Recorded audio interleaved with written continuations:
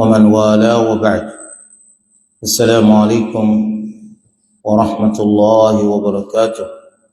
يقول المصنف رحمه الله: باب ما يقوله بعد تغميض الميت.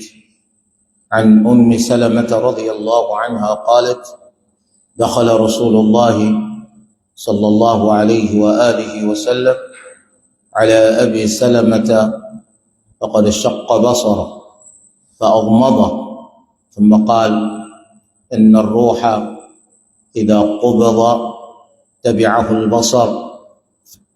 فضج ناس من أهله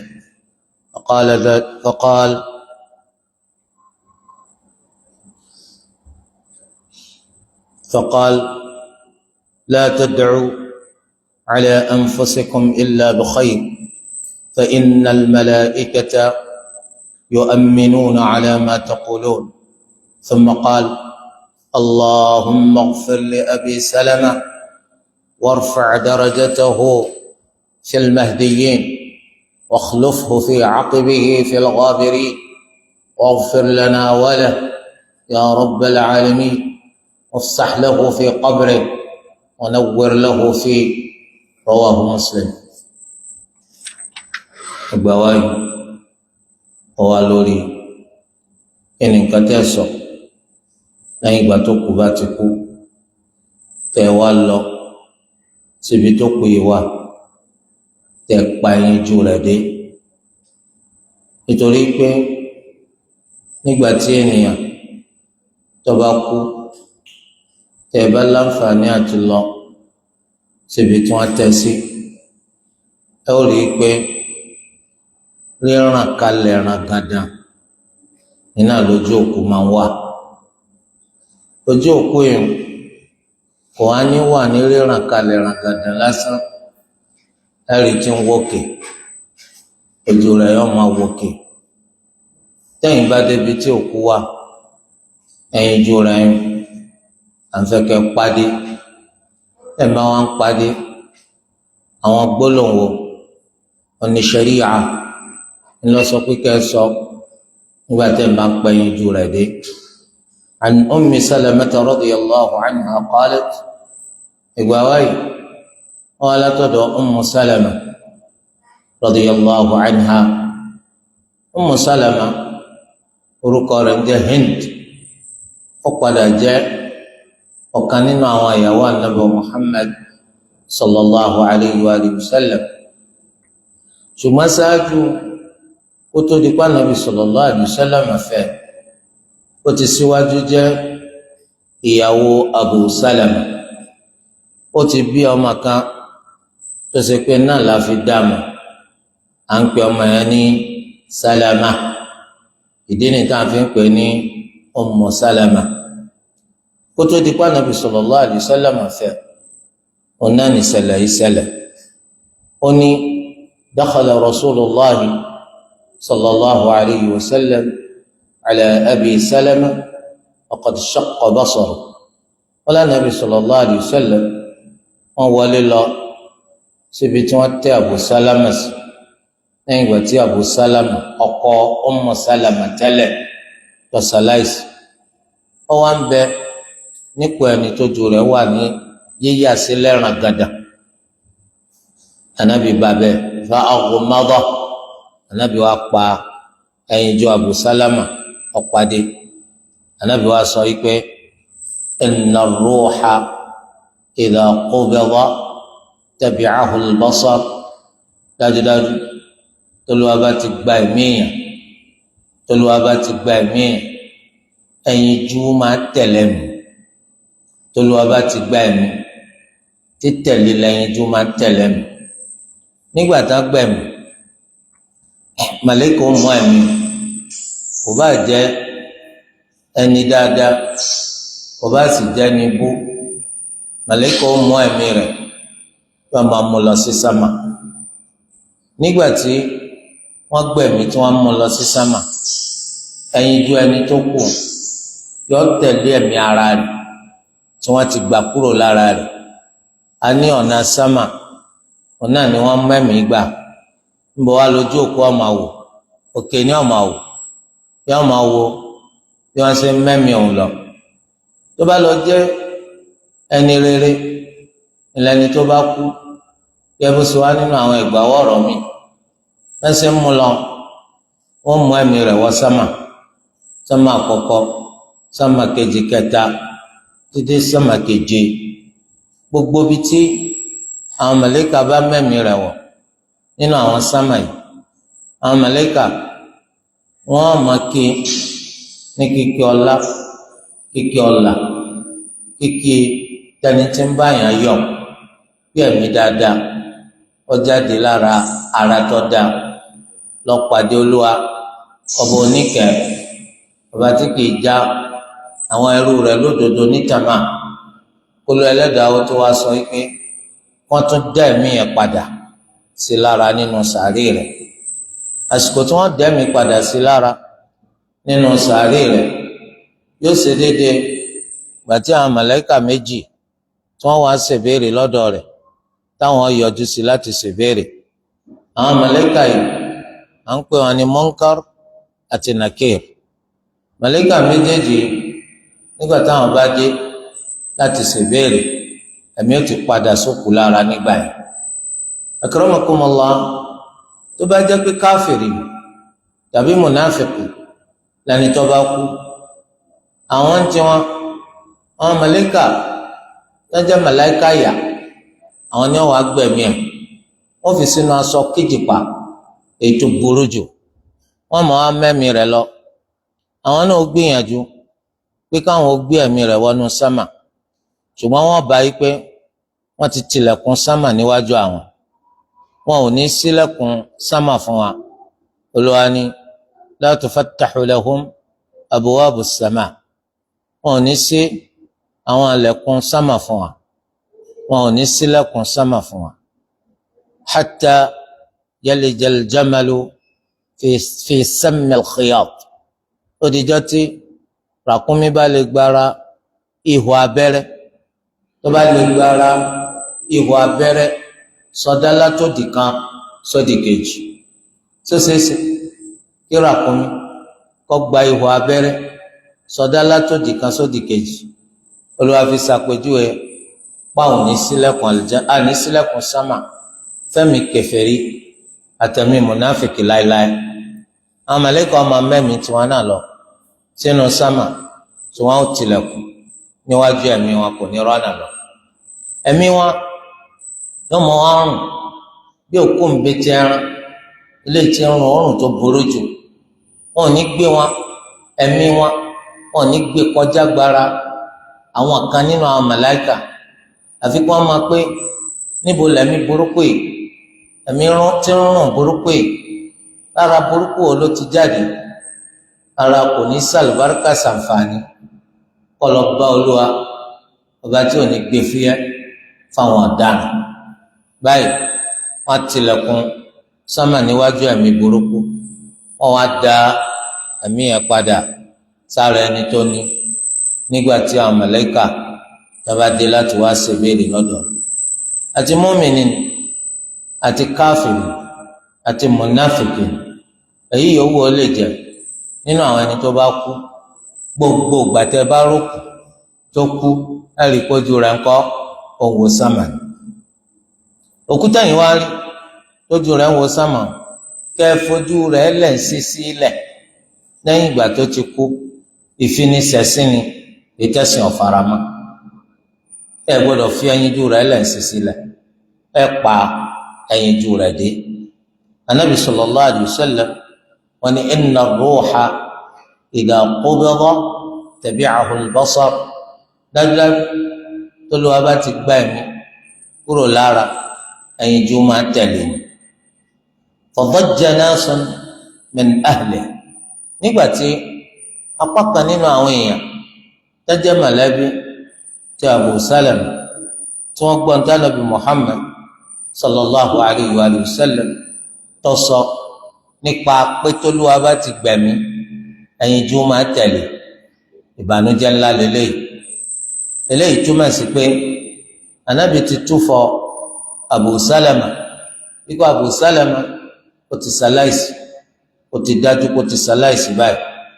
eléyìí mú kí apá kan nínú àwọn èèyàn rẹ̀, àwọn mọ̀lẹ́bí rẹ̀, àwọn ìyàwó àtọmọ àtàwọn ìyíká rẹ̀ kí wọ́n fi gbé ta pẹ̀lú ẹkún, wọ́n fi gbé ta pẹ̀lú ẹkún. sẹ́mi pé tẹ́lẹ̀ tí èèyàn bá wà nulẹ̀ pẹ̀lú rẹ̀ tó sì jẹ́ pé ìwọ ń wò ó pé ẹ̀mí ń bẹ lára rẹ̀, ààyè lọ́wọ́ àpò ìtì kù, kódà kó ṣe pé ń bá sọ̀rọ̀ kọ̀ dáhùn, kó ṣe pé ń fọwọ́ tọ́ kò rúra, gbogbo eléyìí kò tí ì pè fún pé kẹ́ sunkún, kò tí ì pè fún pé kẹ́ sunkún.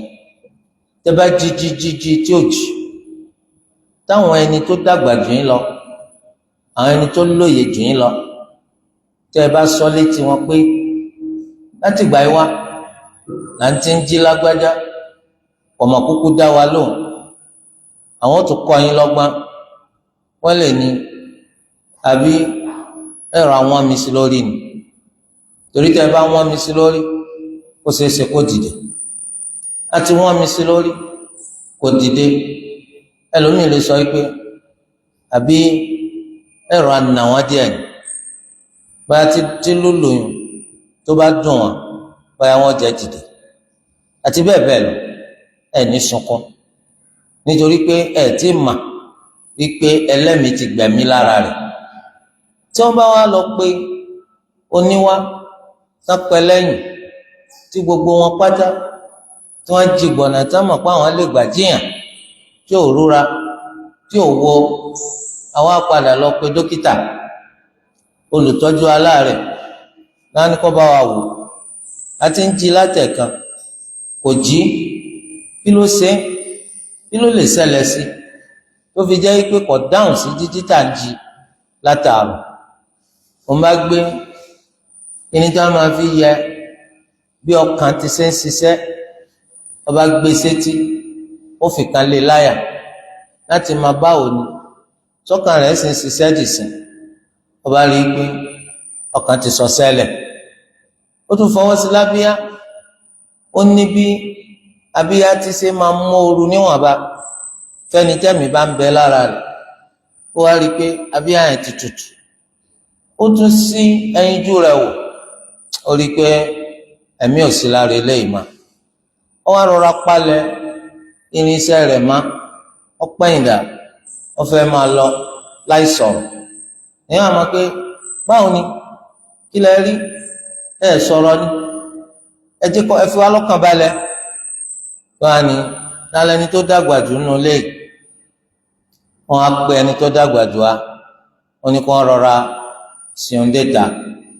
bàtà sìn déta, wọ́n á sọ pé ẹlẹ́mìí ti gba ẹ̀mí arákùnrin yìí ó ti ṣaláìsí.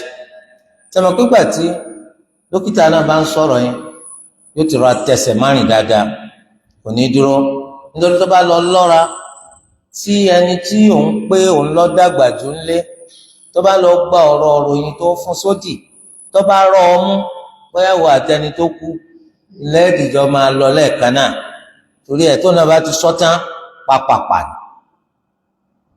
omi gan èdè tí ó fọ̀ ó ṣeni láàánú, ó ṣeni láàánú, kí ló ṣeni láàánú, ó ti túlẹ̀. sọsẹ́ mọ̀ pé ẹni tí wọ́n fún ròyìn tó ń bá wa padà wá tó ń náà sorí kọ́ tó dálé pẹ̀lú ẹ̀dùn táwọn abí pé kí ló dé, àwòrán tóbi kápọ̀ bẹ́ẹ̀ bọ́ nítorí bá ṣẹlẹ̀ ní ẹja mọ́ tó bá ti kú ẹja gbọ́. sẹ́wọ̀n pé lẹ́nu àwọn ò dùn sọ̀ngbà tó bá ti kú ẹja gbọ́, ikú kan náà ni òkú níkú lẹ́ẹ̀mejì. ọba ní inna lillahi wa inna ilayhi raji'un, wọ́n ti kú. ẹni tí ń pé tán bá ti kú ẹja gbọ́ ọgbọ́dọ̀ dúró de o, tóró náà lè rọ ọmọ o. ó pé kí ni, kí ló wí ohun ọ̀gbọ́ Yorùbá mọ́.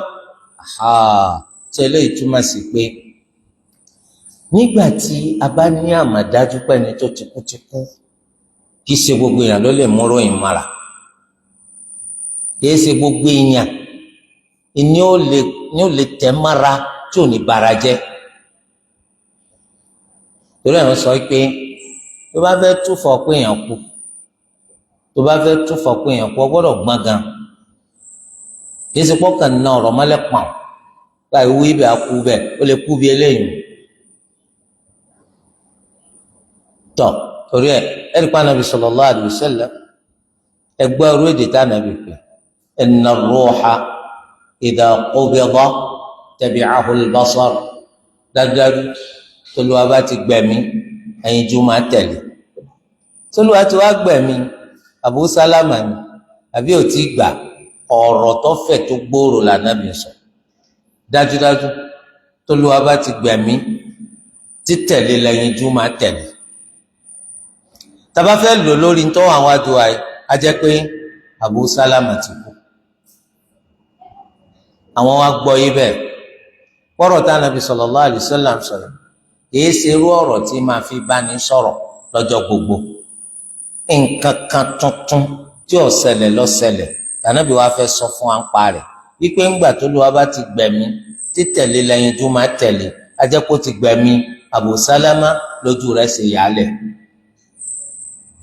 eléyìí mú kí àwọn ẹni tó wà nínú ilé láwọn ìyàwó ọmọ àtàwọn àyè kan wọ́n fi gbé ta pẹ̀lú ẹkún nítorí pé ìròyìn tẹ́rìn kò tó àfojúbà eléyìí ti kọjá rò ẹni wá ó ti dá láìsí ìpàdé tún dijọ́ gbẹ̀ndàlùkìyàmù nǹkan ìbànújẹ́ ńlá ni péyàn kù kò sí tàbí ṣùgbọ́n kò sí bínú èèyàn ó ṣe máa dùn tó tí èèyàn bá gbúròó pé ẹni èèyàn ó ṣaláìsí tọkẹyàn ní bàjẹ́ nítorí pé ojú ní rójú sànù èsì pé tí wọ́n sọ fún ọ pé èèyàn kú nìsí tó tún á máa sọ̀rọ̀ bọ́ọ̀lù tó máa ṣèṣe pé ẹni tí ọjọ́ kú rẹ̀ pé ló kú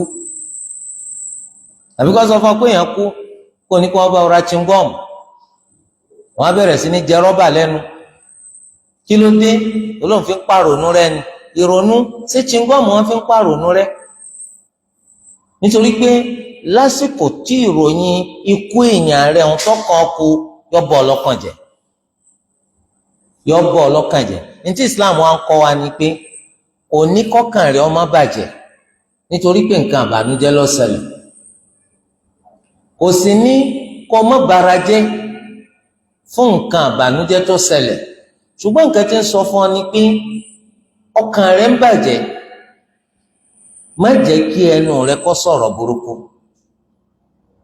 ọ̀rọ̀ dáadáa ni kò jẹ́ kó máa jáde lẹ́nu rẹ̀ torí ẹ̀ ìgbà táwọn fi gbé ta pẹ̀lẹ́kún wọ́n tún sọ̀rọ̀ torí pé tí nǹkan àbànújẹ́ bá dé àwọn èèyàn kàn ń ṣàdédé sunkún lásán wọ́n tún máa sọ àwọn ọ̀rọ̀ burúkú jáde lẹ́nu láwọn ọ̀rọ̀ tó ṣe pé tó bá lọ tó bá gbọ́ àkóbá ní fẹ́ni tó sọ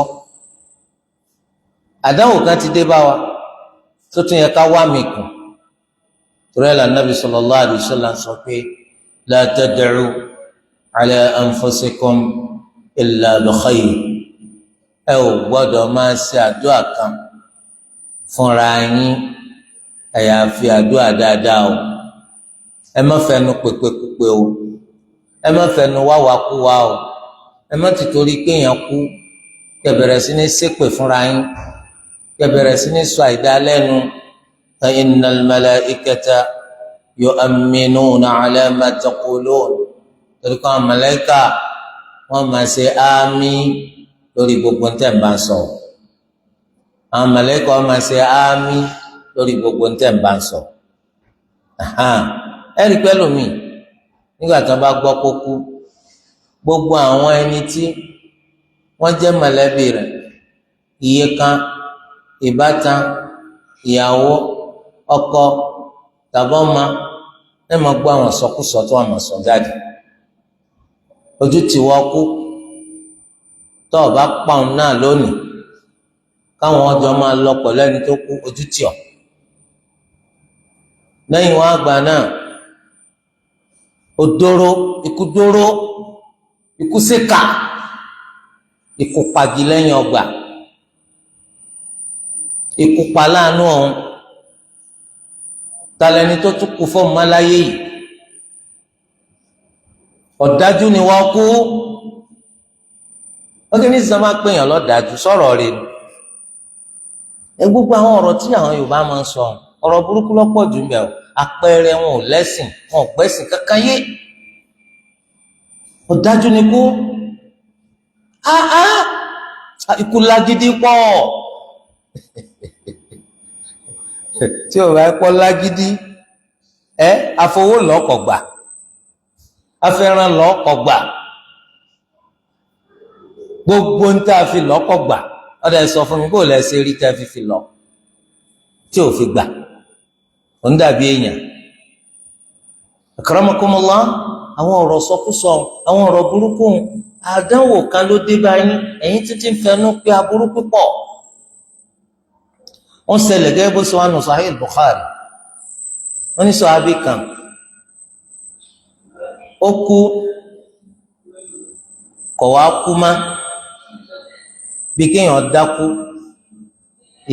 dídákú alásìkò tí máa gùn ó wá lábúrò kan àbúrò yìí láti ìgbà tó ti gbọ́ pé gbọ̀n kú ló sì bẹ̀rẹ̀ sí wíwèkúwì ikú pa igi lẹ́yìn ọgbà òun òpómúlérò òun aláàánú òun ta ló tún kù fóun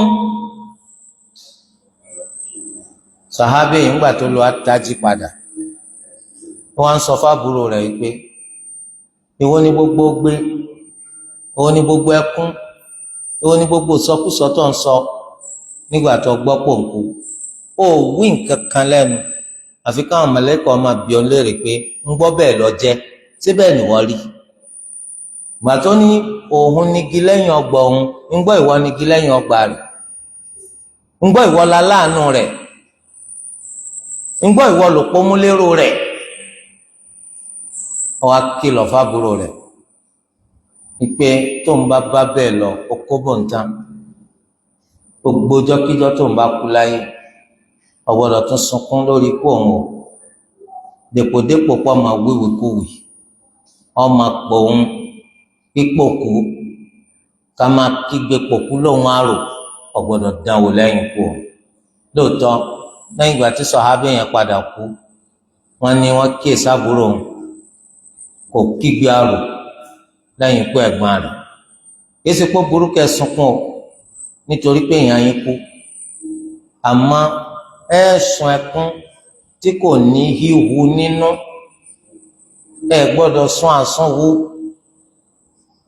ẹ ò sì gbọ́dọ̀ sọsọkúsọ tó bá yẹ pé ẹ ń sunkún látàrí pé nǹkan àbànújẹ́ dé báyìí omijé ń jáde lójú yín ẹ hu pé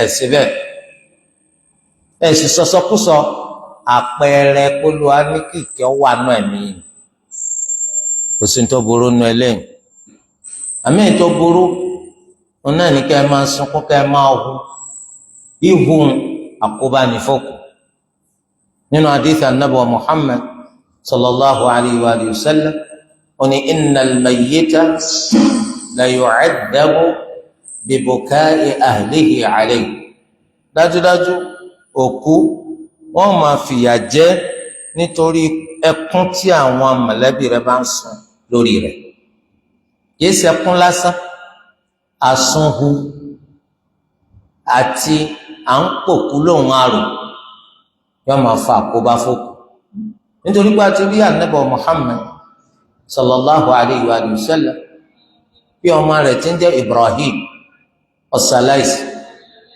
Ànábì sallallahu alayhi wa sallam omijé wá ń jáde lójú Ànábì sallallahu alayhi wa sallam Ànábì wa ní ọkàn bàjẹ́ omijé ń jáde lójú wa àmọ́ ànífẹnu wa sọ nǹkan tí Olúwa Ẹlẹ́dàá wa yọ́nú sí ṣùgbọ́n o dájúdájú mo fi Allahu búra wípé ọkàn wa bàjẹ́ nítorí ikú ìwọ Ibrahim ọkàn wa ń bàjẹ́ omijé ń jáde lójú ṣùgbọ́n ànífẹnu wa sọ nǹkankan àyàfi t'Olúwa wa yọ́nú sí. Ṣùgbọ́n dájúdájú mo fi Allah búra pé ọkàn wa bàjẹ́ nítorí ikú ìwọ Ibrahim. Torí ẹ̀ kò sẹ́ni tó ní kọ́kàn rẹ̀ ó má bàjẹ́, kò sì má fi hàn pọ́kàn rẹ̀ bàjẹ́ nítorí pé èèyàn kú fún un. Kò sì sẹ́ni tó ní omijé ṣe ń jáde lójú ẹ̀, ṣùgbọ́n ò gbọ́dọ̀ sọ̀sọ́kùsọ, ò gbọ́dọ̀ wíwèkúwè. Ọkàn rẹ̀ bàjẹ́ o, àpẹẹrẹ pé àánú ń bẹ pẹ̀lú rẹ̀, àmọ́ ò gbọ́dọ̀ wíwèkúwè, ó sì gbọ́dọ̀ sun àsunwú, ò gbọ́dọ̀ sun àsunwú.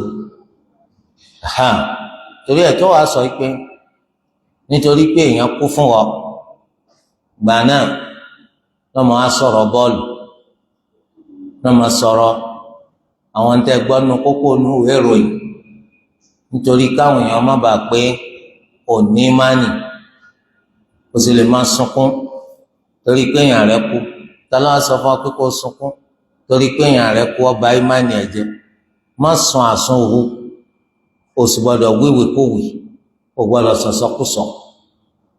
Ẹlẹ́yin jẹba, ẹ má sọ̀sọ́kùsọ nítorí pé ẹ gbọ́ pé èèyàn kú. Ẹ má wíwèkúwè torí wọ́n tún yín lọ́fọ̀, nítorí màláíkà ń bẹ́ńbẹ́. Iṣẹ́ táwọn máa ṣe ni wọ́n máa ṣe ámì sí gbogbo ń tẹ̀ ń bá sọ.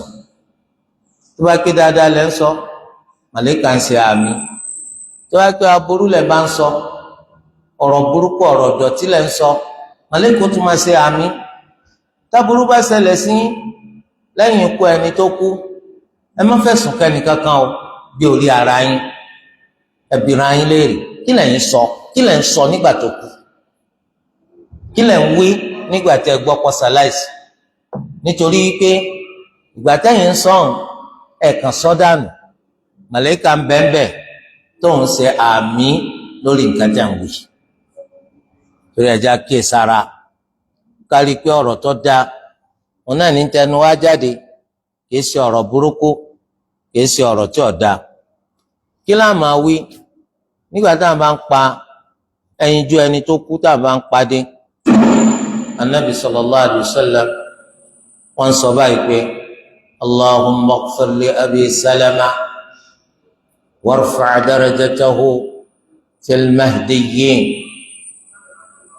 wakhlufhu fi 'aqibihi fil ghabirin waghfir lana wa lahu ya rabbal 'alamin wafsah lahu fi qabrihi wa nawwir lahu fi.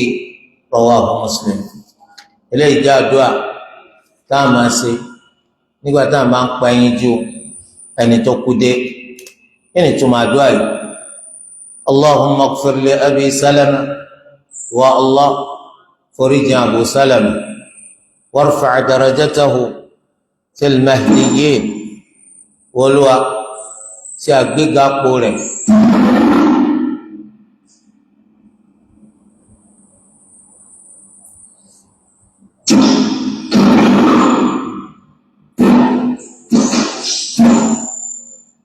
ṣe àgbégapo rẹ̀ láàrin àwọn ẹni tó fọnàmà, ṣe àgbégapo rẹ̀ láàrin àwọn ẹni tó fọnàmà nínú ẹ̀sìn Islam.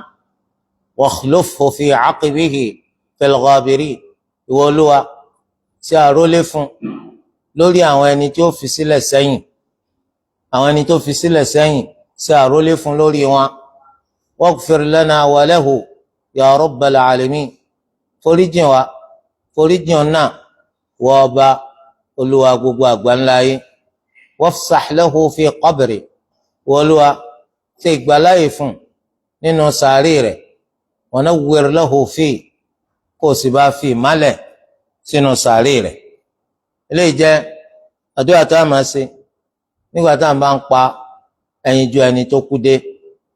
eléyìí yóò máa já onírọ́ wọ́tọ̀ dá nǹkan kan mà nípa ẹ̀sìn, tọ́ka máa wíwèé kówèé, tọ́ máa sọ̀sọ́kúsọ, ọ̀sọ̀ pé àwọn ahlu sunna wọ́n yìí ṣàdúrà fókù, wọ́n fẹ́ káwọn máa gbókù àwọn ṣépè ní.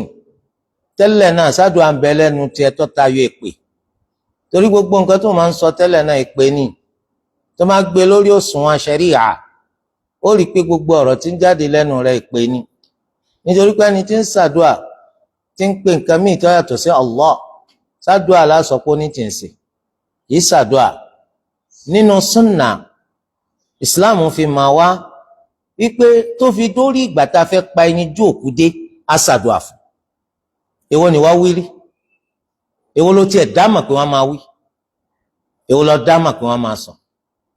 Tó bá yẹ ní ká máa fẹ̀sùn kàn àwọn èèyàn pé wọ́n ṣe tí wọn ò ṣe, kí ni nǹkan tó mọ̀ nínú ẹ̀sìn Islam?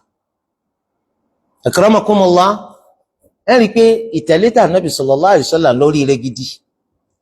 Tí èèyàn kan bá kú tí wọ́n tẹ̀ kalẹ̀, tẹ́yìn wá já àwọn ẹni tí máa ń tẹ̀lé súnà lágboolé yín, á sọ pé ó kú yẹn kú oríire.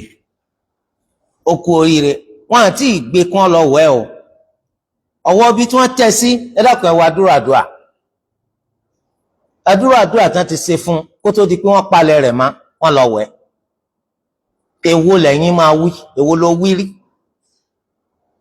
Nígbà tí wọ́n ń ṣe sọ̀látùl jánásà sókú lágan, èwo ló wí rí? Kí ló mọ̀ tí wọ́n máa wí? Ìbá ọ̀pọ̀lọpọ̀ máa ń súfèé ni. Wọ́n ń ṣe sọ̀látùl jánásà tánàbí Muhammad sallallahu alayhi wa sallam tó ní tẹ́ ń bá ń ṣe sọ̀látù sókú lára, ẹ máa ṣàdúrà fún tọkàntọkàn torí pé ń bùkátà rẹ̀.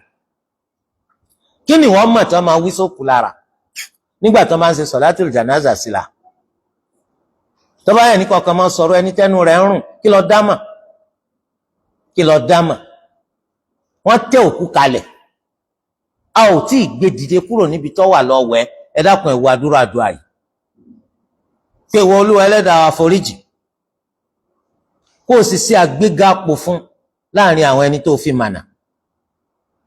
Jẹ́ àrólé fún lórí àwọn ẹni tó fi sílẹ̀ sẹ́yìn. Ìwọ Olúwa wa, ìwọ Olúwa gbogbo àgbáńlá ayé, foríjìn wá foríjìn. Kó wá ṣe ìgbàláyè fún nínú sàárì rẹ̀ níbi tá a tẹ̀ sí, kó o sì bá fi málẹ̀ sí. A ò tí ì wẹ̀ ẹ wá àdúrà. So bẹ́ẹ̀ ni gbogbo àwọn tó bá ń tẹ̀lé tà Nábì Muhammad sallallahu alayhi wa sallam, ẹni tá a fẹ̀sìn rán, ẹni tó ṣe pé pẹ̀lú àlàyé rẹ̀ náà nìkan la fi lè gbẹ́sìn yìí. Gbogbo nǹkan Nábì fi ń kọ́ wa làwọn máa ń gbìyànjú láti tẹ̀lé. Àwọn kì í tàpá, wọn kì í yapa tí nǹkan Nábì bá fi mà wá. Àdúrà nù. A ò tí ì gbé òkú kúrò níbi tó wà dèpòdépò pa lọ wẹ̀. A kàn fẹ́ pa ẹyinjú rẹ̀ tó wà ní yíyà alẹ̀, a fẹ́ padé, ẹ wá àdúrà. So eléyìí òun náà làdúrà tá a máa ṣe fókù wa nígbà tá a máa ń pa ẹyinjú rẹ̀ dé. Nígbà tá a máa ń pa ẹyinjú rẹ̀ dé, òkú tí ó láǹfààní sírò eléyìí, òkú oríire láàmákì, wàláhì òkú oríire láàmákì. Nítorí pé àdúrà yìí àdúrà ńlá ni, eléyìí tó ṣe pé ó lẹ́tọ̀ọ́ sí látàrí pé ó kú ní mùsùlùmí. Ó tún wá kú sáàrin àwọn mùsùlùmí tó gbẹ́sìn yìí. Àwọn mùsùlùmí tí ó bá gbẹ́sìn yìí, kí ló mọ̀ tí wọ́n ń pè léléyìí? Àdúrà wo ló mọ̀ tí wọ́n sì? Àní bí tí wọ́n ti ń ṣàdúrà sókú lágan nínú sọ̀látùl jánásà, ẹlòmíín súfèé ni. Ẹlòmíín tó bá sì fẹ́ ṣàdúrà yóò mọ̀ gbá ìnáfojò ni. Òkúta tẹ́síwájú táà ń ṣe sọ̀látùl jánásà sí lára, ọkùnrin ni. Lè máàmù tó wá síwájú wa tó lòun ṣàdúà, ó ní Allahumma ighfir laha warhamha, Olúwa foríjì obìnrin yìí ó, bá wa kẹ́ obìnrin yìí. Obìnrin báwo? Ẹ̀yin tí bàbá yín kú tẹ́ lọ pè wá pé kó á ṣe sọ̀láàtì sí lára, ẹ sọ pé ṣé bàbá dobìnrin ni lẹ́yìn ikú? Nítorí pé ìgbà àjò káàrí ìkaná, èèyàn kẹ́kọ̀ọ́ mọ̀ nípa ẹ̀sìn, ńlá tí lo rẹ̀ fi máa rọrùn. Àmì ìyàn kan kẹ́kọ̀ọ́ ń pa ẹ̀sìn kọ́ fẹ́ sẹ̀sìn di iṣẹ́ ọwọ́ tí ó fi máa jẹun. Ọ̀pọ̀lọpọ̀ àwọn wọn ní kọ́ yanjú. Ìjàmbá ọmọ wa ń ṣe wá láàyè, yóò tún máa ṣe wá lẹ́yìn ikú wa gbọ́wọ́ àwọn ẹni tí wọ́n ń pera wọn ládarí nínú ẹ̀sìn tí ọ̀gbẹ́sìn yé. Àwọn ẹni tí ń kẹ́kọ̀ọ́ ẹ̀sìn lódodo, ẹ rí i pé gbogbo orú àdúrà yìí wọ́n hà. Allahumma ighfir li Abi Salama. Abu Salama kọ́ ni wọ́n fi sí ma, ẹni tó kù lọ́ọ̀dà kọ rẹ̀. Allahumma ighfir li Ibrahim ibn Abdillah, ẹni tí wọ́n fẹ́ ṣe sọ̀láàtì sí lára yín. Warfa' darajatahu fil mahdiyyin, nígbà tó ń pa ẹyinjú rẹ̀ dé tí a gbéga ipò fún láàrin àwọn ẹni tó fi mànà tí wọ́n jẹ́ mùsùlùmí wakhlufhu fi aqibihi fil ghabirin, àwọn ẹni tí ó gbẹ̀yìn rẹ̀ tí wọ́n ṣẹ́kù lẹ́yìn ikú rẹ̀ ìwọ Olúwa ṣàrólé fún lórí wọn. waghfir lana wa lahu ya rabbal alamin, foríjìn àwa foríjìn náà ìwọ Olúwa gbogbo àgbáńlá ayé. wafsah lahu fi qabrihi, ìwọ Olúwa ṣe ìgbàláyè fún nínú sàárè rẹ̀ wa nawwir lahu fi, bá fi málẹ̀ sínú ẹ̀. àdúrà ńlá lélẹ́yìí àti ìṣe sọ̀látùl janaza sí lára. wọ́n sì sọ pé tẹ́ ẹ bá wá síbi tó kú ti kú ọ̀rọ̀ rere ní ká ẹ máa sọ jáde lẹ́nu, torí gbogbo ń tẹ́ ń sọ ni màlẹ́kà ń sàmì lé lórí, gbogbo ń tẹ́ ń wí ni màlẹ́kà ń sàmì lé lórí. al-Imam Muslim ló gbé jáde. báàbù ma yuqalu inda al-mayyit wa ma yaquluhu man mata lahu mayyit. kí láà máa sọ nígbà tá a bá wà lọ́dọ̀ ẹni tí ń pọ̀ ká kú lọ́wọ́, kí sì lẹni téèyàn kú fún, kí ló wọ́n máa wí. àwa tá a wá sọ́dọ̀ ẹni tí ń pọ̀ ká kú lọ́wọ́, kí ni wọ́n ní ká máa wí. ẹni téèyàn wá ti kú fún, kí ni kó wọ́n máa sọ. an ummi salamata radiyallahu anha qalat qala rasulullahi sallallahu alayhi wa alihi wa sallam idha hadartumul marida aw al mayyita faqulu khayra fa innal malaikata yu'minuna ala ma taqulun. qalat falamma mata abu salama ataytu an-nabiyya sallallahu alayhi wa sallam faqultu ya rasulallah inna aba salamata qad mat. qal قل اللهم اغفر لي وله وأعقبني منه عقبى حسنة. فقلت فأعقبني الله من هو خير لي منه محمدا صلى الله عليه وآله وسلم. رواه مسلم. هكذا إذا حضرتم المريض أو الميت على الشك.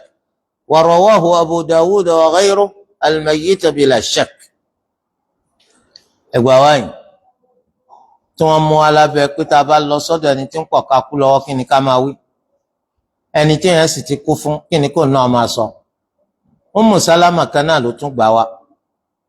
ó ní Ànábì sallallahu alayhi wa sallam sọ pé idha hadartumul marida aw al mayyita, tẹ́ bá wá sọ́dọ̀ ẹni tí ń ṣàárẹ̀ àbẹ́ni tí ń pọ̀ ká kú lọ́wọ́.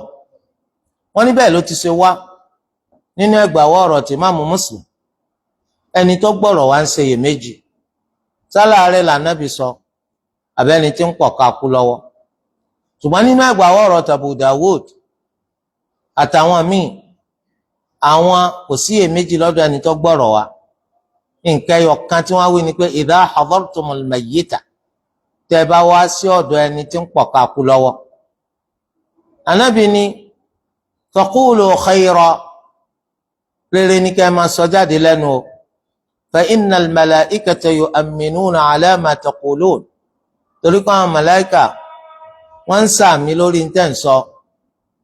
sẹ́mi pẹ́ni tí ń ṣàárẹ̀ àbí ń pọ̀ ká kú lọ́wọ́, kìí ṣe gbogbo ẹni tó bá wá dọ̀ rẹ̀ iná ni wọ́n máa ní ìmánì. wọ́n bẹ nínú wọn ẹni tó ṣe pé ìmánì rẹ̀ ti yòrò dànù, tó ṣe pé gbogbo nǹkan kò sí ní tó ṣèyàn táwọn máa fi ma Allah. ayé náà ni níbi tí wọ́n ti lọ bẹ̀ wò, ó ń sáré àbí ń pọ̀ ká kú lọ́wọ́, pé bọ́dọ̀ òun èèyàn ni àǹjànú ni lọ́ba lọ́wọ́ nínú tí ń ṣe yín yìí, ayé rẹ̀ ò ní tòrò, ọ̀sán rẹ̀ ò ní dá, ọjọ́ alẹ́ rẹ̀ kò ní dá. ẹnìkan bá ní ẹsẹ̀ lè máa fi nǹkan tó lówá ń ṣe, ẹsẹ̀ lè máa fi tì sọ́dọ̀ èèyàn. àmúwá Allahu lélẹ́yìí ló ní rárá, àmúwá Allahu báwo, àbára àwọn lẹ́yìn náà ní ká dá fún yín. sẹ̀mọ̀kọ́ àwọn màláíkà ń ṣe àmín.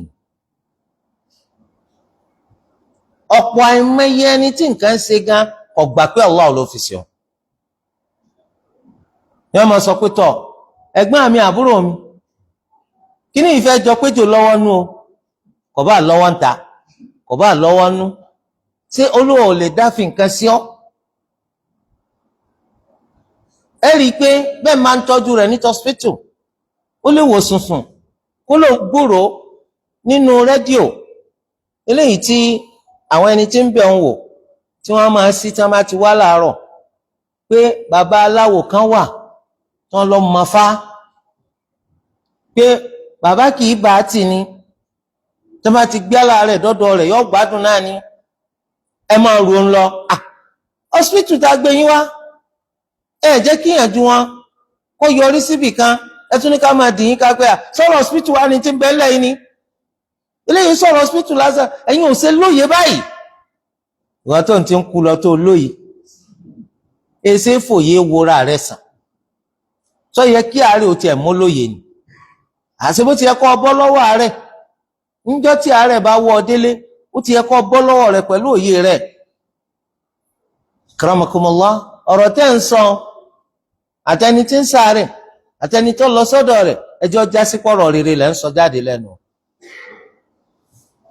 Olúwa kó ṣe nǹkan tí ń ṣe yín yìí kó ṣe ní zakatu fún ara yín kó bá fi pẹ̀sẹ̀ yín rẹ́ kó lọ ẹlẹ́dàá kó bá fi fọ̀ yín má kúrò nínú àwọn kùdìẹ̀kùdìẹ̀ kó lọ ẹlẹ́dàá kó ṣe ní sábàbí oríire tayé àti kíyàmà màlẹ́kà ọmọ sàmì màlẹ́kà ọmọ sàmì. sẹ́sì mọ̀ pẹ́ni tí ò ní ìmánì tẹ́ máa ti ń sọ̀rọ̀ báwọn ó mọ̀ kó sọ olérò pé ń kú ni táwọn ni ò ní kú ikú ọ̀pẹ ni tí ń ṣàdúà ikú ó sì pẹ́ ni tá à ń ṣàdúà fún ta ni ò ní kú wọ́n máa sọ pé rárá ẹ má fi kú dẹ́rù bá wọn ẹni tí ò lè dá jẹun mọ́ ẹni tó kí tíyàn bá wọlé kọ̀ dá màmá ó tún ní kí ẹ má fi kú dẹ́rù bá wọn ìgbà wà ní kú tó dẹ́rù bọ̀ torí ẹ rí dájú pọ̀rọ̀ tẹ́ ń sọ lọ́dọ̀ àwọn wọ̀nyẹn ọ̀rọ̀ tó dáa ni torí kọ́ àwọn mọ̀lẹ́kọ̀ máa sàmì lórí tẹ́ ń sọ. Ummu Salama wa ní nígbà tí Abu Salama ọkọ òun ṣaláìsí òun bá lọ bá nàbí wa Muhammad sallallahu alayhi wa sallam òun á sọ fún nàbí sallallahu alayhi wa sallam pé ya Rasulullah ìwà nàbí inna Aba Salamata qad mat dájú Abu Salama ti kú o. Qal Ànábì ní kó wọn sọ pé quli sọ pé Allahumma ighfirli wa lahu Olúwa foríjìn mi foríjìn. Àwọn obìnrin ò ní sọ pé nígbà tí ó wà láyé lájọjọ́ kọ àtìyàwó ti kú kọ́ńkálùkọ́ máa lọ lọ wọ́n ní ikú lópin ìgbà tí obìnrin kò tí ì ṣe ìdá ipò ọkọ kú kò sì tí ì lọ́kọ míì ọkọ rẹ̀ náà ọkọ rẹ̀ ní lẹ́yìn ikú nítorí pọ́jọ́kọ rẹ̀ lẹ́yìn ikú ìdájọ́ ọkọ àtìyàwó pọ̀ tán nítorí ikú ni ló fà á níyàwó ṣe máa ń jogún ọkọ tó kú lọ́kọ ṣe máa ń jogún ìyàwó tó kú. Ìdájọ́ jíjọ́kọ àtìyàwó kò tán látàrí ikú iná làtúnṣe ń jogún ara wa. Ẹ wá wo bá Ànábì ṣe ní kó tún máa ṣàdúà fọ́kọ tó ti kú bí Allahumma ighfirli wa lahu Olúwa foríjìn mi foríjìn torí pé nínú tí súnà kọ́ wa nu pé tá a bá fẹ́ ṣàdúà fẹ́ nìkan ká kọ́kọ́ máa ṣe forí ara wa ná. Olúwa foríjìn mi foríjìn kí wá sọ wípé kí wá ṣe kó a máa sọ pé olórí ibú ti lọ olórí ibú ti lọ bí mo fẹ́ máa ṣàdúrà fún sí akútùkù rẹ lọ́nà kí ẹ fẹ́ ṣe máa ṣe àwọn ìyàwó burúkú àwọn àdánwò obìnrin jẹ́ kí wọn ò fẹ́ ọkọ dénú rí fún ìṣẹ́jú àyà wọ́n kàn ń bá gbé lásán ni. Olúwa má fi irú rẹ̀ ṣàdánwò fún wa ṣe àdúrà pé Olúwa foríjìn mi foríjìn wa a'qibni minhu 'uqba hasan wá fi nǹkan tí ó lóore nǹkan tó ṣe pé ó sunwọ̀n jùlọ ó dáa jùlọ fi jàrọ̀ fún mi.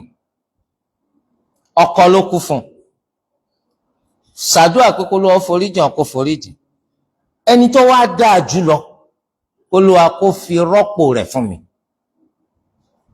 Eléyìí túmọ̀ sí pé tí ọkọ obìnrin bá kú, ìmá dá mọ̀ràn má lọ́kọ mi kìí sọ̀rọ̀ pàápàá jùlọ obìnrin tó kú yẹn ó sì wà ń pò bùkátà ọkùnrin. Tẹ́yìn bá wá ní kó ṣe sùúrù kọ́mọ lọ́kọ mi mà, níjọ́ tí bùkátà ọkùnrin bá wá sí lẹ́mìí, ṣé ẹ̀yin lẹ́bàá di àbẹ́fẹ́ sínú àkọ́mọ síranù? Kóbìnrin kan máa bọ́ dámọ̀ràn kó lérò pé òun sọ̀rọ̀ tó bá làákà ìmú, tó wọ́n bá gbọ́n tó kọ̀ yẹ kí wọ́n gọ̀ tó. Ó sọ pé láyé òun ọ̀sàdúà kọkùnrin méjì kó gbé àyà lé òun láyà. Sádùá nù. Ọ ń bẹ láyé ní sọlé yẹn fún ọ. Ọ̀pọ̀lọpọ̀ àwọn lè má dúró sí ẹ̀rídà gan tí ó fi máa fi ọkọ mi. Gbogbo àwọn ọ̀rọ̀ ọlọ́run ìrírí ayé ti fi hàn pé irọ́ lọ́pọ̀lọpọ̀ rẹ̀. Ìwọ́n tó jẹ́ pọ̀ wà láyé gan ìyàwó tún yàlè mọ́lá. Àbẹ́ ìgbọ́ kútúbà tí ń ṣe fún ọ pé ohun ọ̀bẹ Allah pé kọkùnrin méjì ó gbáyà ló ní àyà, ó tí ìkú tí mẹ́ta ti gbáyà lé láyà. Torí ẹ̀ tí súnà tún tọ́ka sí fún wa ó ní tí ọkọ obìnrin bá kú, tóbìnrin wá wà ń kó pé kọ́ lọ́kọ míì ló pé nítorí kò tí dàgbà débì kan, ó wá láwọn ọmọ, ó wá ti torí àti mójútó ọmọ àti tọ́jú ọmọ, ó wá kọ̀ láti lọ́kọ míì. Ànábì tún ṣàlàyé irú ọlá ńlá tó lu ọ̀dà, àmọ́ tó bá lè sàmúmára. Tí ò bá lè sàmúmára, ẹ sọ fún kó lọ lọ́kọ míì. Ọkọ ti kú, lọ́kọ míì. Torí pé tẹ́ bá sọ pé kó má lọ́kọ míì, ìbàjẹ́ ó ṣẹlẹ̀. Islam ò sì ní sọ pé torí pọ́kọ rẹ̀ kú ló ṣe zìnà, ẹ mójú kúrò fún, kò sí ń tọ́jọ́ bẹ́ẹ̀. Ta ló dì lọ́wọ́ mú pé kó má lọ́kọ míì? So ìwọ náà kú má tán rẹ̀ dànù. Ọwọ́ náà ń bóbìnrin dá májẹ̀mú ẹ tíjọ́ múlẹ̀ pé tọ́ ọba kú kò gbọdọ̀ lọ́kọ míì, abẹ́ ìgbọ́rọ̀ rádaràda. Ìwọ ti kú, yóò lọ́kọ míì náà ní bọ́ fẹ́ kó ṣe pé ẹni tóbìnrin ń bẹ lọ́dọ̀ rẹ̀ tó wà lọ́dọ̀ rẹ̀ káyìn tó fi kú, tó ń tì bá jọ màlìjánà, tóbìnrin náà jọ màlìjánà, àwọn náà máa jọjọ́ pa àtìyàwó ara wọn lálìjánà. Ìwọ ń tiẹ̀ Allah fọ́n yàwó mi. Torí délé ká kíyè sára o. Ìgbà tọ́kọ rẹ̀ kú, Ànábì ní kó máa bẹ Allah pé k'Olúwa ó fi ẹni tó dáa jù lọ jàrọ̀ fún. Ìyẹn ni pé ọkọ tó dáa jù lọ. Tọ́ faqult, wọ́n bá sọ wípé fa'aqabani Allahu man huwa khayrun li min. Olúwa ò jẹ́ kó pẹ́ kó jìnnà tó fi gbádùn àyè, ó wá fẹ́ni tó dáa jùlọ ó fi rọ́pò fún. Gbogbo àsàkásà wọ́n ń bọ̀wọ̀ Ọlọ́run òyálógún ọdún ìsọkúsọ, torí pé Olúwa Ẹlẹ́dàá fa'alun lima yurid, ní tó bá wù ní máa ń ṣe. Ó ṣe ní kọ́yákọ́yá, ó mú pẹ́, òun ló ní kọ́yá, òun ló ní kọ́ pẹ́, ní tó bá wù ní máa ṣe. Ẹnìkan yìí sì yẹsẹ̀ rẹ̀ wò, òní máa yẹsẹ̀ oníkálukú wò. Ummu Salama ní kò pẹ́ kó jìnnà tó lọ́wọ́ fi gbàdúrà wọn. Olúwa wá fẹ́ni tó dáa jùlọ ó fi rọ́pò fún. Torí pé nínú rìwáyà kan, gbàtà Nàbí sallallahu alaihi wasallam sọ pé kó ṣàdúrà, àwọn sọ pé ta ló tún lè dáa bí Abu Salama? Ta lọkùnrin náà tó fẹ́ dáa bí Abu Salama ọkọ òun? Ànábì sáà ní kó ṣàdúrà. Olúwa wá fi ẹni tó dáa jù ọkọ òun lọ ó fi rọ́pò fún òun náà l'Ànábì Muhammad sallallahu alaihi wa alihi wa sallam. Torí di eléyìí ń bẹ nínú àwọn ọ̀rọ̀ eléyìí tó ṣe pé ẹni tó lọ sọ́dọ̀ òkú tí ń bẹ lọ́dọ̀ ẹni tó kú tí ó máa sọ látìgbà títí ń pọ̀ ká kú lọ́wọ́ ọ̀rọ̀ rere. tó bá tún kú tán á ṣàdúà fún Allahumma ighfir li wa lahu, Olúwa foríjì mi foríjì. tó bá sì jẹ́ pọ́kọ ni obìnrin ó ṣàdúà pé k'Olúwa kó fi ẹni tí ó lóore jùlọ kó fi rọ́pò fún. tó bá pé ìyàwó rẹ̀ náà ló kú ó tún sọ pé k'Olúwa kó fi ẹni tó lóore jùlọ kó fi rọ́pò fún. Olúwa Ẹlẹ́dàá wa ọba tí máa ń gbàdúrà ni, kò sí nǹkan kan tó lè di lọ́nà láti gbàdúrà rẹ̀. wọ́n sá ti ṣe kó fọkàn balẹ̀ kó gbà pé nítorí tọrọ yóò bọ́ sí, yóò sì bọ́ sí láṣẹ Allah. gẹ́gẹ́ bó ṣe bọ́ sí fáwọn ará iwájú yóò bọ́ sí fún wọn náà lópin ìgbà tọ́kàn rẹ̀ bá ti balẹ̀ sádùá tó ṣe. má ṣe iyèméjì rárá nígbà tó ń bá ń tọrọ, má ṣe tàbítàbí nígbà tó ń bá ń tọrọ. Olúwa Ẹlẹ́dàá wa yóò gbọ́ yóò sì gbà. tó tún wá nínú ẹgbàá wọ́ọ̀rọ̀ mi látọ̀dọ̀ Ummu Salama yìí, ó ní sami'tu Rasulullahi sallallahu alayhi wa sallam yaqul, ó ní mo gbọ́ tí ìránṣẹ́ Allah sallallahu alayhi wa sallam sọ pé ma min abdin tusibuhu musibatun fayaqul, kò sí ẹnìkan tí àdánwò kan bá tí ó wàá sọ pé fayaqul tí ò ní lọ lára tí ó sọ ní kíákíá. ìyẹn ni kò gbọdọ̀ jẹ́ kí ìgbà tádàáwò sí ọ kó pẹ́ sígbà tó sọ gbólóhùn yìí. kò sí ẹrú kan tí àdánwò ṣe tí ó wàá sọ ní wàràǹṣeṣà inna lillahi wa inna ilayhi raji'un, ládájú tí Allahu làwá ṣe, dájúdájú ọ̀dọ̀ rẹ̀ làwọ́ padà sí. Allahumma ajirni fi musibati, Olúwa pẹ̀lú mi o nínú àdánwò tó ṣe mí yìí, wakhluf li khayran minha, wàá fi tó lóore jùlọ wàá fi rọ́pò fún mi. illa ajarahu Allahu ta'ala fi musibati, àfi kó Olúwa pẹ̀lú rẹ̀ kó là nínú àdánwò tó bá, wa akhlafa lahu khayran minha, àfi kó sì tún fi èyí tó lóore jùlọ kó fi rọ́pò fún.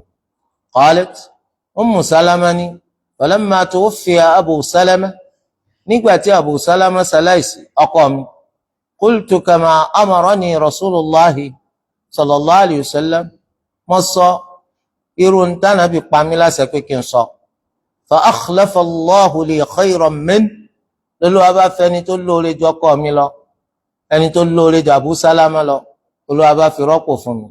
òun náà ni Rasulullahi sallallahu alayhi wa sallam, anabi wa Muhammad sallallahu alayhi wa sallam. torí ọ̀dọ̀ wa jama, ẹ̀kọ́ ńlá lélẹ́yìí, eléyìí tó yẹ káwa náà ká ṣàmúlò rẹ̀.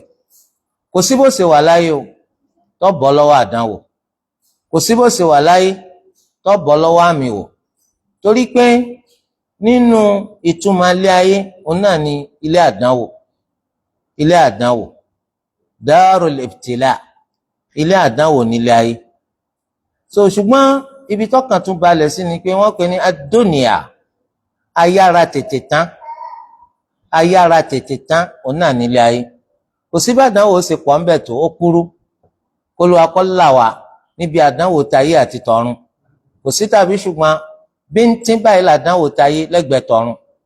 torí ẹ̀ tádánwò bá ṣe ọ́, kò sí bá ṣe lè jàjàbọ́ lọ́wọ́ àdánwò. tí ẹ bá ń ṣàdúà kó ló amájẹ̀nrán àdánwò mọ́fà àdánwò ṣe mímọ́, yóò tún dàbí ìgbà tó ń ṣépè ńgbà mí. ọkàn ní máa tọrọ àdánwò ni, ò ní máa tọrọ àdánwò.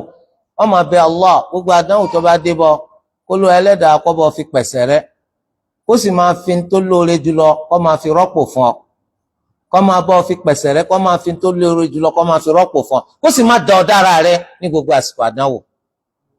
ṣe eléyìí làdúà. àmọ́ pé mẹ́jọ ńlá àdánwò, mẹ́jọ àdánwò ṣe mí, àpẹẹrẹ nígbà míì kó ń ṣépè fúnra rẹ̀ ni. torí pé wọ́n nínú hadith pé t'Olúwa bá nífẹ̀ẹ́ àwọn èèyàn kan yóò jẹ́ kádánwò ọ̀bá wọn. t'Olúwa bá nífẹ̀ẹ́ àwọn èèyàn kan yóò jẹ́ kádánwò ọ̀bá wọn. ẹni tó bá yọ́nú, ìyọ́nú ó jẹ́ tiẹ̀. ẹni tó bá bínú bara jẹ́, ìbínú ó jẹ́ tiẹ̀ látọ̀dọ̀ Allah. nínú ẹgbàá wa mi, t'Olúwa bá nífẹ̀ẹ́ àwọn èèyàn kan yóò kán ìyà lójú fún wọn láyé lára àdánwò, títí tí wọ́n fi wá lọ́jọ́ gbẹ̀ndẹ̀l qiyama tí ò ní kú ẹ̀ṣẹ̀ kan tí wọ́n lè ti torí rẹ̀ kọ́kọ́ lọ jìyà nù náà Olúwa ti fi fọ̀ wọ́n mọ́ ó ti fi fọ̀ wọ́n mọ́ èyí kan tọrọ pé Olúwa dá mi wò ni Olúwa dá mi wò ó sì ní sọ pé Olúwa má jẹ́ n rádánwò rárá nítorí pé ńgbà mi ò lè túmọ̀ sí pé torí ẹ̀ tádánwò bá dé bọ́ má jẹ́ ọpẹ́ tó fi sọ pé inna lillahi wa inna ilayhi raji'un Allahumma ajirni fi musibati wa akhlif li khayran minha tó bá ṣàdúrà báwọn ní tó lóore jùlọ lólú ó fi rọ́pò fún mùsùlùmí ni wọ́ mùsùlùmí ni ọ́ lásìkò tí àdánwò ń ṣe àwọn èèyàn ṣàṣà wọn ní máa ṣẹ́kù pẹ̀lú ìmánì tí wọ́n bá dọ́ dára rẹ̀ á ń bọ̀sibọ́sí ipò láwọn èèyàn lẹ́gbẹ̀ẹ́ ìwọ fúnra ara rẹ̀ ìmánì rẹ̀ ọ̀fẹ́ mi báwo wá ní gbogbo àwọn èèyàn tọrọ kiri káà rẹ̀ mùnáfìkì lọ́pọ̀lọpọ̀ wọ́n mú ọ sì ṣe náà ni wọ́n mú ọ sì sọ wọ́n lè mú ọ ṣe nǹkan tí ìmánì rẹ̀ tó fi yòrò dànù torí ẹ̀ la ṣe pé kíyèsí ta lọ ń bá ní kíyèsí ta lọ ń bá ṣe nítorí pé ńgbà míì ọ̀rẹ́ a máa bà tẹni jẹ́ àwọn náà pọ̀ jù lẹ́gbẹ̀ẹ́ ọ̀rẹ́ tí máa tún tẹni ṣe àti tí máa bà tẹni jẹ́ àbàtẹnijẹ́ lọ́pọ̀ jù ó gbìyànjú láti jọ já sí pé tádàáwò bá débọ̀ inna lillahi wa inna ilayhi raji'un Allahumma ajirni fi musibati wa akhlif li khayran minha eléyìí pàtàkì ìwọ́tọ̀ sọ́bàá ẹnìkan ò ní rí ọyí lọ́kàn padà tó fi wá máa lọlé aláwo ọmọ lọlé adífá ọmọ lọlé alágbègbà ọmọ lọlé afáà ọ̀padà dẹni tó ṣe pé ìmánì ọwọ́ ayá ọ nítorí pàdánwò débọ̀ tọmọkádánwò tó débọ̀ ó kéré púpọ̀ lẹ́gbẹ̀ẹ́ kọ́ wá tàtàrà rẹ̀ pàdánù ìmánì rẹ̀. Ànábì sallallahu alaihi wasallam kìí sì kọ́ni lẹ́kọ̀ọ́ ká fi ojú kéré rẹ̀ ká máa wò pé ṣé bẹ́ẹ̀ ni nítorí pé tí o bá gba ọ̀rọ̀ ànábì gbọ́ ọ̀rọ̀ ta ló bá tún wá gbàgbọ́ wọ́n ní tó o bá bẹ Allah pẹ̀lú àwọn àdúrà yìí Olúwa ó fi tó lóore ju àdánwò tó sí ọ lọ yóò fi rọ́pò fún ọ kí ló ń ṣe iyèméjì fún kí ló ń ṣe iyèméjì fún o ti fojú gbàbàrà tó sí ọ̀hún wíkẹ́ ṣe mo ṣe irú nǹkan yìí mo lè rí padà ká tó wá pé ń tọ́ dáa jùlọ ta ló fún ọ ní nǹkan náà tẹ́lẹ̀ náà Allah ta ni wọ́n sọ pé yóò tún fún ọ lómi ìrọ́pò rẹ̀ Allah kí ló fẹ́ máa ṣe iyèméjì fún torí ọ̀dọ́wọ́ wa kọ́ má ti torí pé èèyàn wá kú kọ́ adẹni tí máa ní ọ yá wà kádẹni tó ṣe pé ọ̀rọ̀ kèfèrí ń yájú lọ̀rọ̀ ọ̀dà àwọn adẹni tí ń sọ̀rọ̀ kèfèrí lẹ́nu a máa tanra wa dànù tó máa ń dá wa lẹ́kun tó ń pààrọ̀ wà fún wa a tún máa bínú nítòsí mi ò sí ọ ògbó kẹ́nu rí òní máa ṣe jẹ́jẹ́jẹ́ tí nítòsí mi bá sí ọ ni ẹ dákun kí ló sí ọ tí ò sí ẹnìkan rí kí ló sì sí ọ tí èsì Allahu ló mú sí ọ ṣùgbọ́n náà wọ́n ní kó o ṣe sùúrù fún òun náà ni ó fi dáadáa míì tí ó fi rọ́pò fún abẹ́ Allah azza wa jal gbogbo àwọn ẹni tí àdánwò sí Olúwa Ẹlẹ́dàá kó bá gbé kó fún wa àwọn ẹni tí wọ́n wà nù pọ́njú tó wà nù gbèkùn Olúwa dákun bá ṣọ̀nà àbáyọ fún wa Olúwa Ẹlẹ́dàá wa bá wa tún ìmánì wa sí gbogbo tí máa gba ìmánì lọ́dọ̀ èèyàn àbí tí máa bàjẹ́ là wá ṣọ́ wa lọ́wọ́ gbogbo àwọn aburú wọ̀nyí Olúwa Ẹlẹ́dàá foríjì àwọn òkú mùsùlùmí àtọkùnrin wọn àtobìnrin wọn àwọn ẹni tí wọ́n kú lórí Islam kí wọ́n jọ́sìn fún Allah nìkan wọ́n sì ń tẹ̀lé ta Ànábì wa Muhammad sallallahu alayhi wa sallam ní kọ̀kọ̀ àti ní gbangba subhanaka Allahumma wa bihamdik ashhadu an la ilaha illa ant astaghfiruka wa atubu ilayk ẹni tó bá ní bẹ̀rù kò sí.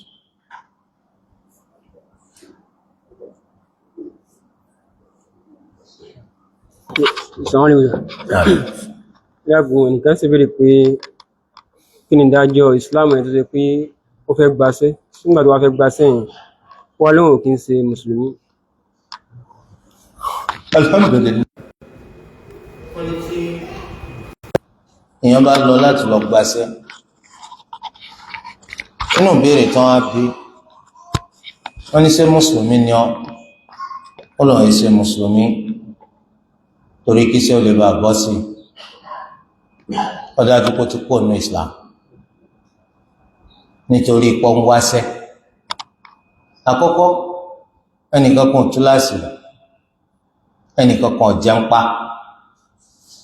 ẹni tó ń jẹun pa Olúwa sọ pé illa man ukriha wa qalbuhu mutma'innun bil iman àfẹnutá jẹun pa tó ń mú sọ̀rọ̀ kèfèrí nígbà tọ́kàn rẹ̀ balẹ̀ sí gbàgbọ́ òdodo kò sẹ́ni tó jẹun pa ń lówù láti yọra rẹ̀ kó nu Islam torí ẹ̀ nínú òfin ẹ̀sìn Islam nínú tí máa ń ba Islam èèyàn jẹ́ òun náà ní kéèyàn sọ pé huwa káfir ipò òun ti di kèfèrí náà torí de eléyìí kí ni wọ́n máa gbà nù sẹ́ tó fi wá lágbára débi pé èèyàn ti torí rẹ̀ yọra rẹ̀ kó nu Islam tó ju owó oṣù náà lọ kó ju owó oṣù lọ nínú Islam aljanna ọwọ́ agbọ́kàtì ẹ̀fájájẹ torí kí wọ́n lè bá mú ọ fún sẹ́ ọwọ́ aníwèé ṣe mùsùlùmí torí pé o ti rò pé tó bá pera rẹ̀ mùsùlùmí wọn ò ní mú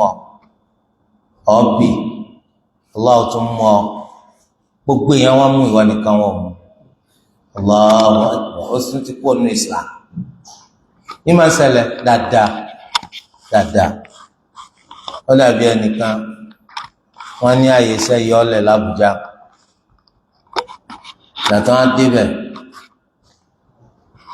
so ohun tó wá ń wò pé gbàdúrà pé pásítọ̀ àwọn òun ló fún ọ ní slot yẹn bẹ́ẹ̀ lórúkọ Jésù ló wọ́n fi ríṣẹ́ gbàtàn á sọ pé kí ló mọ̀ nípa Jésù àwọn fẹ́ bi léèrè béèrè níbi interview ṣe federal government ni o so wọn á gbé Jésù bàbá òun Jésù níyà òun Jésù kí ní tí òjò kún ọmọ ní tí òjò kún ọmọ gẹ́gẹ́ léyìí tá a bá ní kọ́kọ́ fáìlì onímọ̀ kọ Jésù nítorí pé òun wáṣẹ́ ọ máa jẹba àti fùfú owó ẹ̀bà owó àti torí ẹ̀ sọ pé ìwé ṣe mùsùlùmí Allahu Akbar abẹ Allah kírun wọn má rí sẹ wọn má rí torí tó bá rí kò tí ì rí sẹnu tó bá rí sẹ ọ̀daràn ni ọyà abẹ Allah mẹjẹ sẹ ọgbọ sí fún wọn ọmọ Nàìjíríà náà sọ fún ọ pé iṣẹ́ kódà kó ṣe ta aládàáni níbo ni Nàìjíríà ìjọba ti gbà pé wọn gbọ́dọ̀ fún ọsẹ nítorí ẹ̀sìn rẹ̀ kò sí tí wọn mọ Nàìjíríà náà ni bí wọn ló dé tó ìpéwò ìṣe mùsùlùmí torí kó lè ríṣẹ́ á ń bọ̀sibọ̀sì tó bá jẹ́sẹ̀ ìjọba tàlẹ́ni tó sọ pé torí ẹ̀sìn rẹ̀ là sí gbọ́n òun kọ́ pàdánù sẹ̀rẹ̀ eléyìí ní ìjọba oṣù jẹ́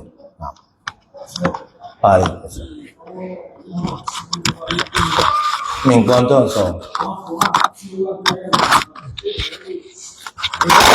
Sọ̀rọ̀ nínú àwọn sùjúd nígbà tó bá fẹ́ ṣe ẹni tó bá ṣàdúrà kan tó ṣe pé irú rẹ̀ wá nù Al-Qur'an nínú ìforíkanlẹ̀ rẹ̀ yóò ṣe pẹ̀lú àníyàn kó ń ṣàdúrà ní kì í ṣe pé à ń ké Al-Qur'an tó bá ṣe pẹ̀lú àníyàn kó ń ṣàdúrà kò sí tó burú mbẹ torí pé wá nù hadith ti Ali bin Abi Talib radiyallahu anhu wala Nabi sallallahu alayhi wa sallam sọ pé nuhitu an aqra al-Qur'an raki'an aw sajida Olúwa kọ̀ fún mi láti ké Al-Qur'an nígbà tí mo bá wà rúkú àbí nígbà tí mo bá forí kalẹ̀ àmọ́ tó bá ń kà á pẹ̀lú ẹ̀mí pàdúrà ló ń ṣe ọmọ bẹ́ẹ̀ pàdúrà ló ń ṣe ìgbà náà ni ò burú náà.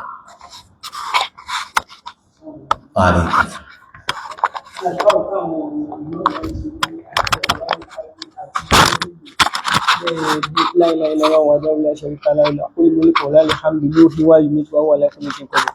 Ṣé àwọn mọ́mù nìkan ló lẹ́tọ̀ọ́ àti gbogbo èèyàn ni àtàwọn àti imam àti máàmù tó bá ti parí àsùbá àti tá a bá parí sọ̀látul maghrib a gbọ́dọ̀ kó lórí bá a ṣe jókòó tá a fi sálámà títí tá a fi sọ pé astaghfirullah astaghfirullah astaghfirullah allahumma anta salam wa minka salam tabarakta ya dhal jalali wal ikram la ilaha illa allah wahdahu la sharika lah lahul mulk wa lahul hamd yuhyi wa yumit wa huwa ala kulli shay'in qadir la ilaha illa allah wahdahu la sharika lah lahul mulk wa lahul hamd yuhyi wa yumit wa huwa ala kulli shay'in qadir mata bá tó wí lẹ́mẹ̀wàá gbaná láti rúra padà ẹsẹ̀ wa gbaná láti yí padà kó lórí bá a ṣe jókòó gbaná ni lè máàmù tó lẹ́tọ̀ọ́ àti kọjú sí àwọn tá a ṣe sọ láti lẹ́yìn kò sí yàtọ̀ láàrin ìmáàmù àti máàmù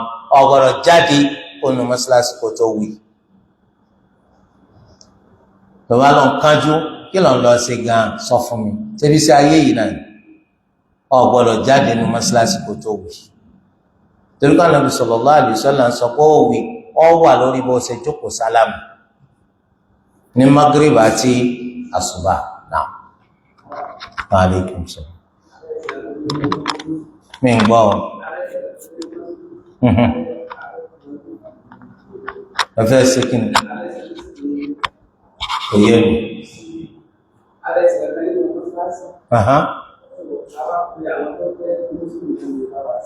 Kí lẹ fẹ́ ṣe?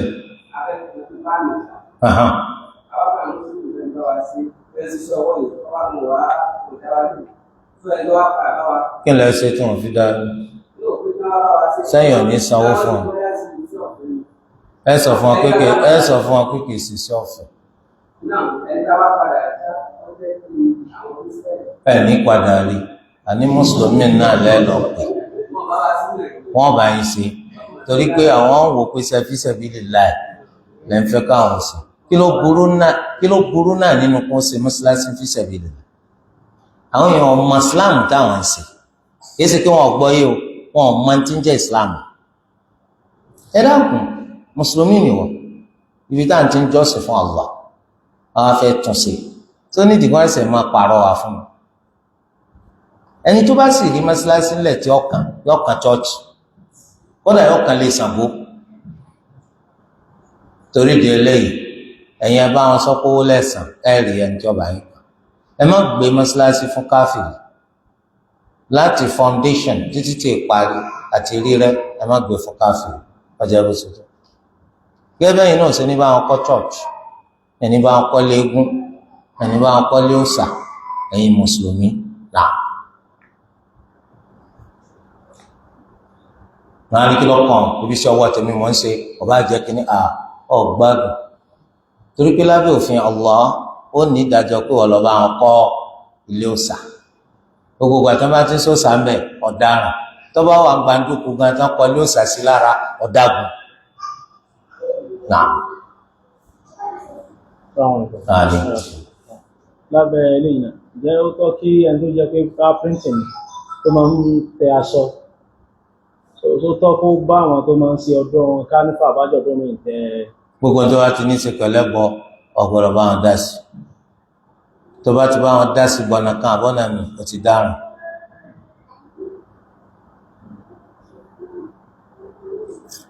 Oníwèé mutí òfin máa ru apọ́tí ìbá ló mọ̀ pé tó ṣe ọ̀dá àbí ẹ̀kọ́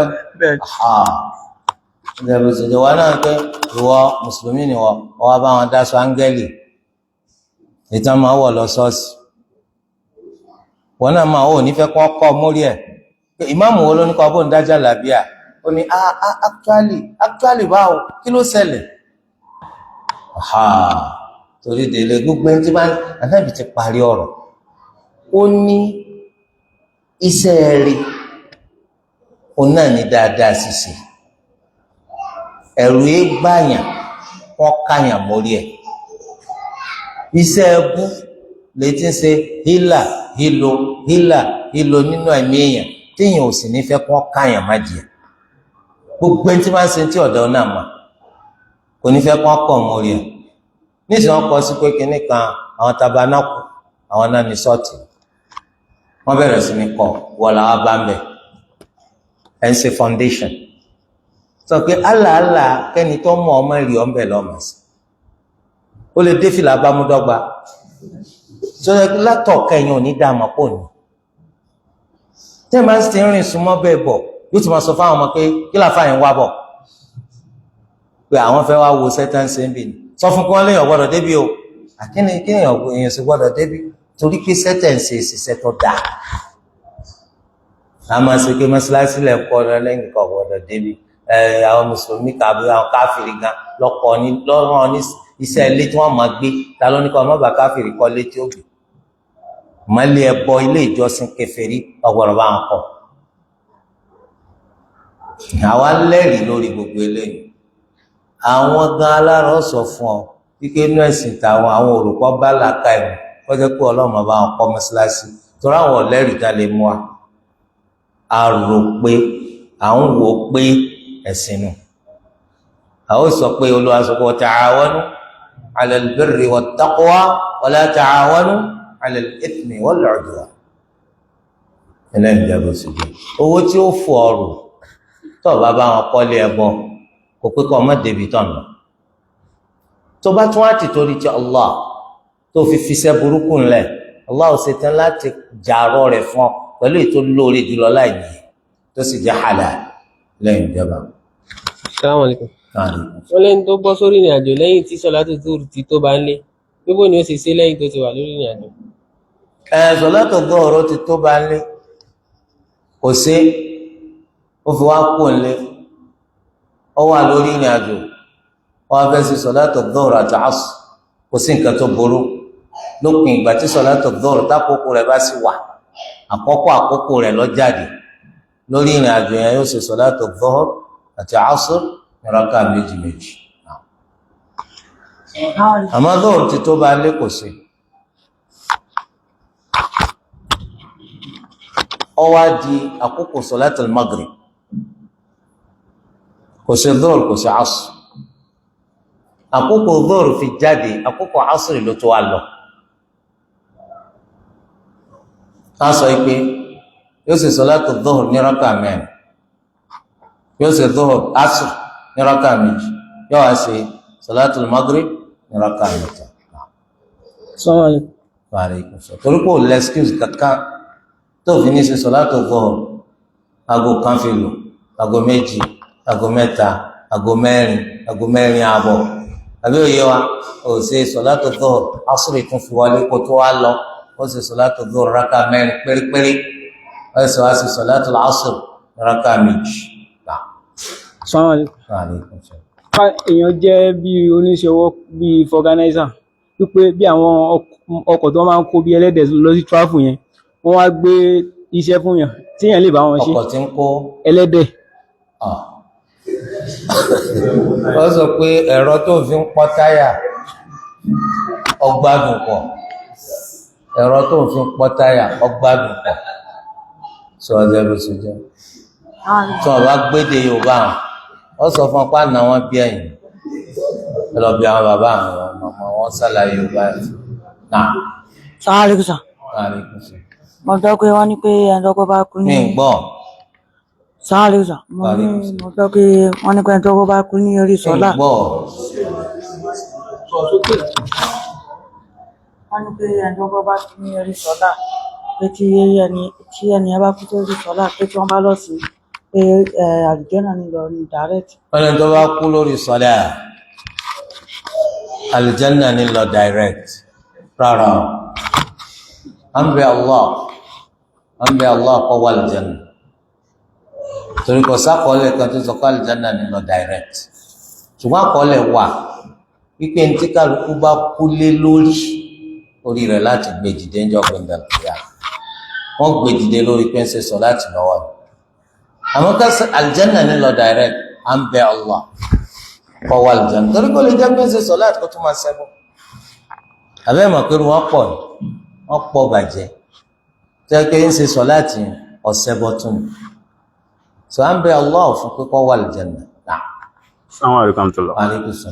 ọ̀n bẹ́ẹ̀ nú àdúrà téèyàn lè máa ṣe pàápàá jùlọ téèyàn bá jẹ́ mùsùlùmí tó dáa pé ọ̀rọ̀ gbogbo ọjọ́ tí ń bá kú gbẹ ẹ̀mí mi lórí pé mò ń ṣe sọlá pàápàá jùlọ ńgbà tí mo bá wà lórí ìforíkalẹ̀ tí àwọn pípa náà lèèyàn súnmọ́ Allah so tó bá jẹyàn dáadáa tó wá lọ kú bá àwọn orí ńlá ni nà. ẹni tó wá rìnrìn àjò níjọ́ Friday tó wá rìnrìn àjò níjọ́ Friday yẹn ṣé tó débi tó ń lọ yẹn sólè tó débi tó ń lọ ṣé ó máa kí rákà méjì náà ni níjọ́ Friday torí jùmọ̀ ẹni tó bá wà lórí ìrìn àjò lọ́jọ́ jùmọ̀ àkọ́kọ́ ó ti tètè gbéra kó lè ọwọ́ rẹ̀ tí ó dìgbà tó rùn yẹ tàbí lásìkò sọ̀láàtì ti tó kó tó wá gbéra bí ẹ bá wà lórí ìrìn àjò yẹn lọ́jọ́ jùmọ̀ ìgbàláyé wà fún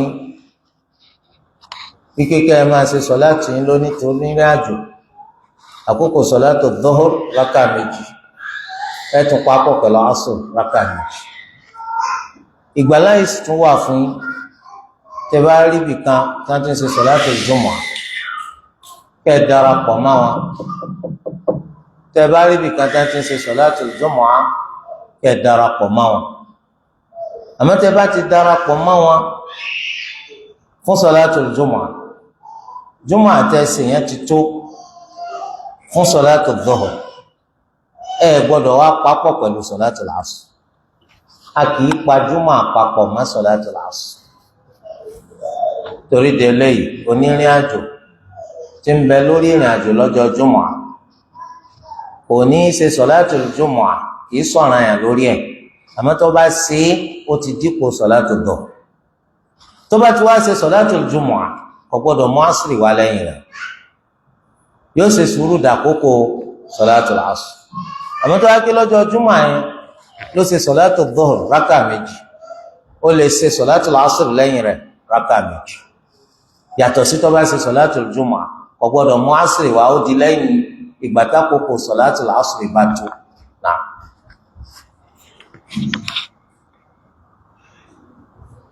سبحانك اللهم وبحمدك أشهد أن لا إله إلا أنت أستغفرك وأتوب